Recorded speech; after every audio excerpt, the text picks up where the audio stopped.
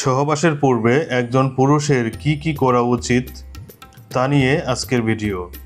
সহবাসের পূর্বে একজন পুরুষের কিছু গুরুত্বপূর্ণ বিষয় মনে রাখা উচিত, যাতে উভয় পক্ষের জন্য অভিজ্ঞতাটি নিরাপদ, আরামদায়ক এবং সম্মতিতে ভরপুর হয়। মানসিক প্রস্তুতি এবং সম্মতি। পারস্পরিক সম্মতি। সহবাসে জড়ানোর আগে দুজনের সম্মতি থাকা আবশ্যক। এটি সবচেয়ে গুরুত্বপূর্ণ একটি বিষয়। মানসিক স্বচ্ছতা। যদি আপনি মানসিকভাবে চাপ বা দ্বিধায় থাকেন, তবে সময় নেওয়াই ভালো।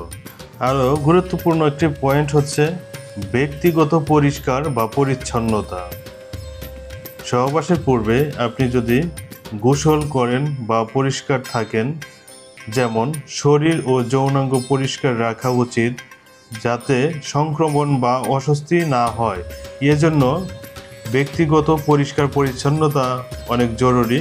এর মধ্যে আরও রয়েছে নখ কাটা ও পরিষ্কার রাখা, কারণ হাতের মাধ্যমে অজান্তেই ইনফেকশন ছড়াতে পারে, যে কারণে হাতের নখ কাটা এবং নখ পরিষ্কার করা অত্যন্ত জরুরি।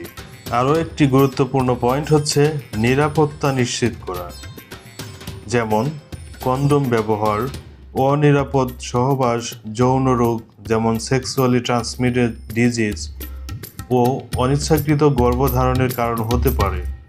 কন্ডোম ব্যবহার নিরাপদ এবং দায়িত্বশীল আচরণ।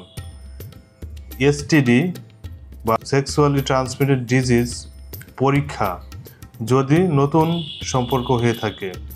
দুজনেরই পূর্বে পরীক্ষা করানো ভালো, বিশেষ করে যদি একাধিক পার্টনার থাকে।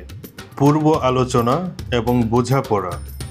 ইচ্ছা অনিচ্ছা আলোচনা, কে কী পছন্দ করে বা অপছন্দ করে এসব জানা দরকার।